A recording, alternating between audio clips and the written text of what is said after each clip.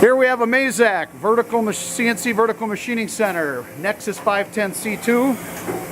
This is a 4-axis CNC machining center with a 12,000 RPM spindle, a Cat 40 spindle taper. It has a Mazatrol Matrix Nexus CNC control, tool and parts probing. It's a very clean machine. It is new in 2011. It comes with the LNS mist collector. It comes with chip conveyor, and it has a 30 station tool changer.